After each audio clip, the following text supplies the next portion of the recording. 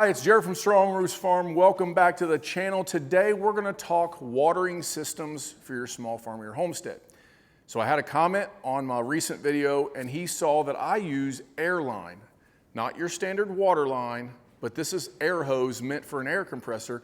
I use this as hoses on my farm because I can get so many more feet of this on a hose reel instead of garden hose. It is slower, there are pros and cons, but he asked, how do I do it? And he gave me this scenario of he's having issues with his farm. So the scenario is, we've got animals, we've got our fencing in, but I don't have all my water lines trenched in and I'm gonna have to be using a lot of water hose. How do I save money? What do I do water line wise in order to have water to all my animals, but do it on the cheap until I can trench in and put hydrants and do all of that work? What's the best thing? And he wanted to know, air hose seems to be cheaper, but I don't know how to make this a garden hose fitting. How do I make that work? Well, today I'm going to show you how to make that work, for one, but two, I think there's a better solution, and I'm going to show you that. If you need lots of water line out there, but you don't have time to get it trenched in just yet, it's still in the plans for this year, and my advice is don't get animals yet. Put it in before you have animals. That's always the advice, to have everything in. But if you've already at this point and you need to put water lines in, you don't want to waste money, today we're going to talk about that. Stick around.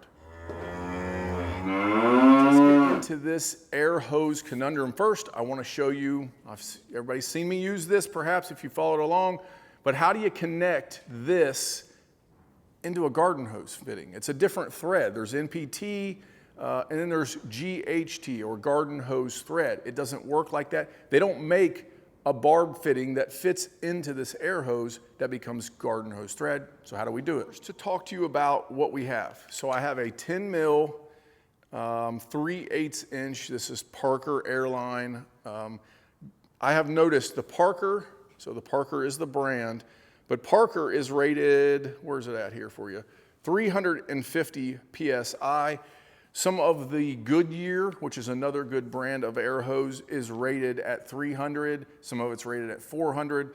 It doesn't really matter. It's never going to hit that. Water pressure is around 50 to 60 at the most PSI on a standard water line. It could be higher if you have a special well pump or something. You need to regulate that down though. You should put a water regulator on it. But that's what this is, airline. And you can buy a garden hose female thread I found on Amazon with a 3/8 barb fitting. Now, this is 3/8 hose and 3/8 barb fitting. It doesn't fit though. And so what do? First, you could heat this up, and I have done that. I bought some of these and I heated this up and I made it swell and I put it down in here and worked it and just got angry and beat it to death and wore my hands out. It will work. You can eventually get it in here because I've made these work, but that's not the best solution I found. So the best solution, the one that fits the best, is actually going to take more fittings and a little bit more money, but it's going from NPT, so National Pipe Thread, okay? So that's what these are meant to do. You are going to buy your normal airline barb fitting, okay? And this comes in NPT, and you're going to put it in here. Now, they make these NPT air bar fittings, which you can buy on Amazon, you can buy at Home Depot. They make them in male and female. This is obviously a male, and the female would be the negative inside, right? And you're gonna put this in here. Then they do sell NPT to GHT, which is garden hose thread. They do make those adapters. So I have a plastic one, they make them in brass as well. So this side is NPT, this side is garden hose thread.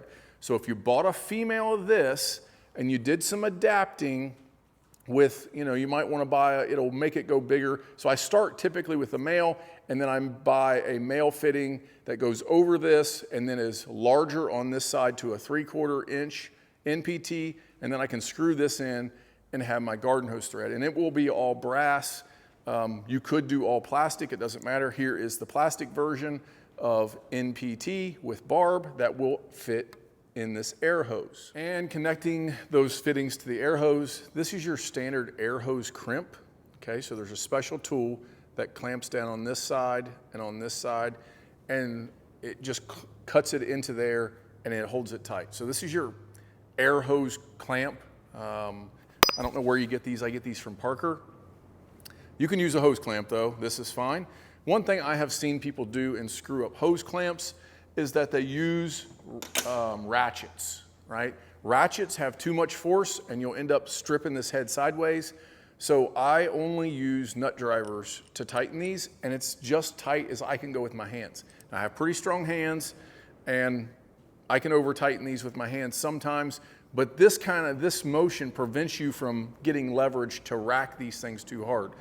And you gotta buy stainless steel, a little higher quality hose clamp. I have not found a good Amazon hose clamp supplier that doesn't send me thin junk. So I tend to buy these at Lowe's in the plumbing section. There is one other kind of ratcheting clamp that you can buy, and you'll find these in the PEX section of the plumbing section at Home Depot or Lowe's, but you need a special tool that grabs a hold of that and then squeezes those together and ratchets them.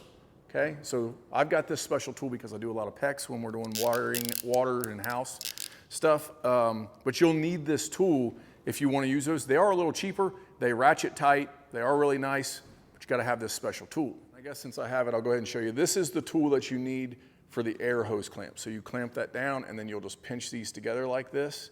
Sometimes these look like staple removers for fences, but this is what you use. This is the kind of tool you use to clamp those air hose clamps. So now I'm going to talk about what I would do in this situation. You have several hundred feet, the guy told me, several hundred feet of water line to trench in, and he doesn't want to run, he has to run hoses all the way from his barn because it's not trenched in yet.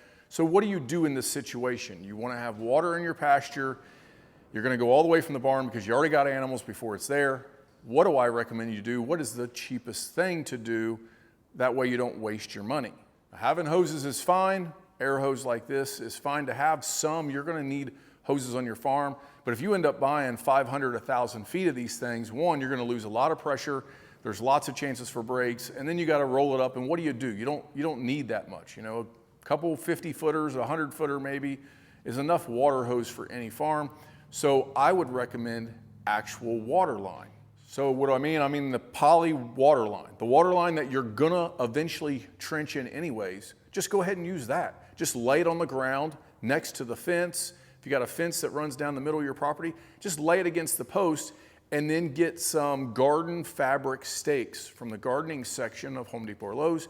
They're big U's, okay? And you just push them down every 6, 10 feet.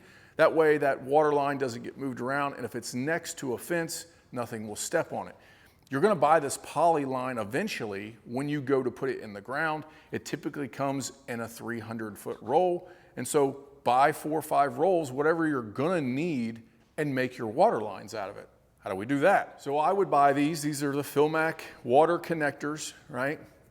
I would buy these from PowerFlex Fence. That's where I buy a lot of my water connectors for the Filmac stuff. That's where I get the auto connectors, you get those kind of things.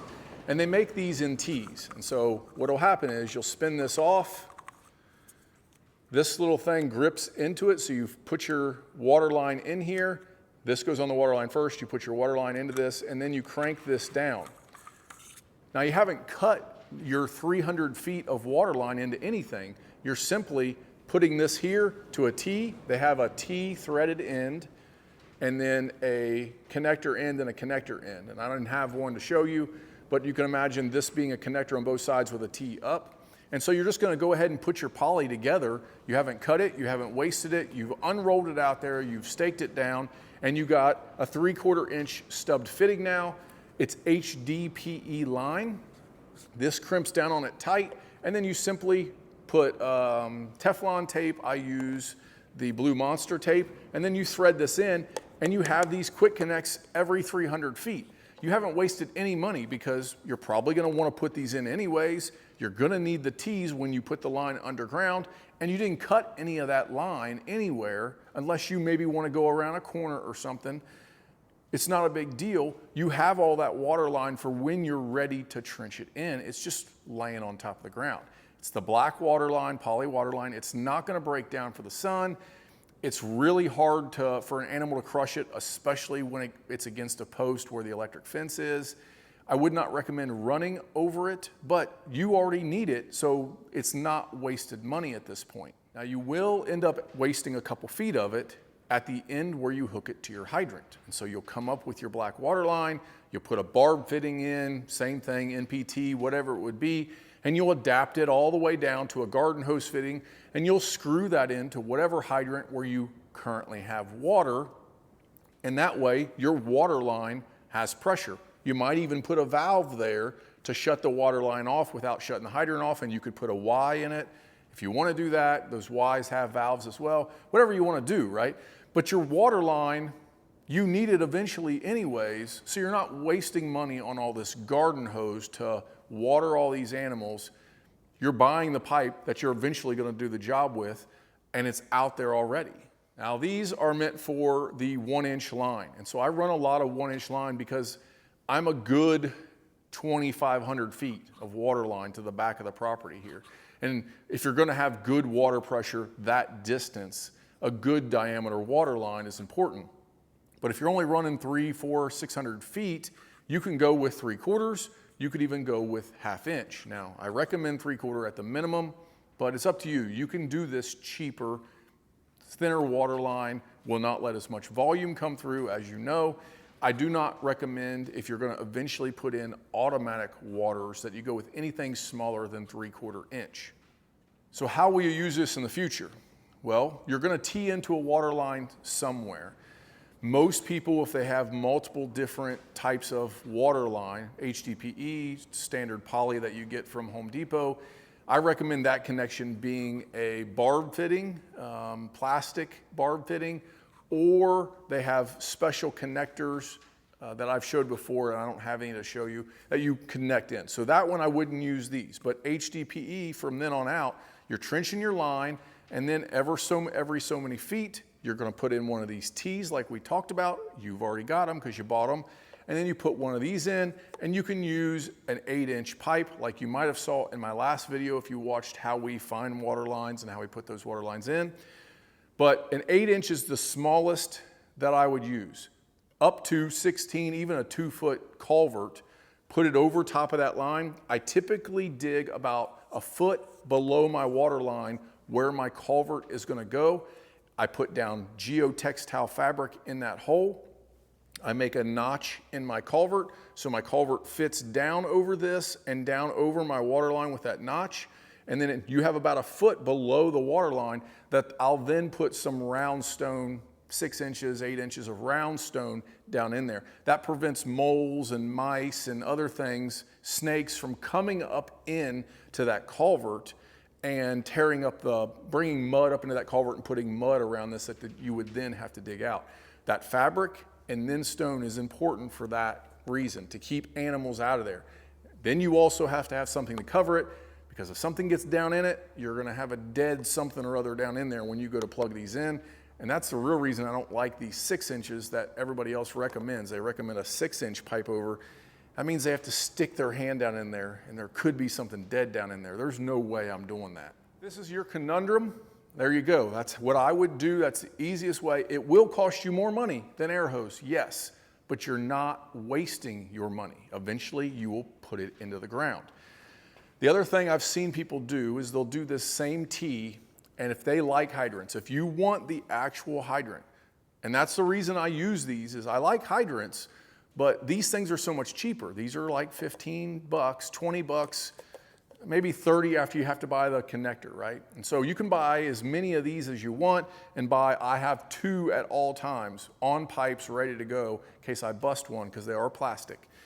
But you can buy 50 of these for the same price as a couple hydrants. But if you're a guy who wants frost-free hydrants, you would come off of this with your T, and instead of pointing up for this Filmac, you would turn it sideways, and so it would come horizontally.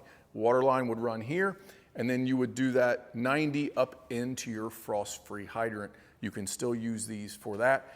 I do recommend the same thing though, digging a foot deeper than your water line. At that, put some fabric around the hole itself, and then filling that with stone so that frost-free water has a place to eject water when you shut that valve off. There are a few different brands. I use the Simmons. Simmons is the one, and the main thing is that you buy one. Iowa makes another good one.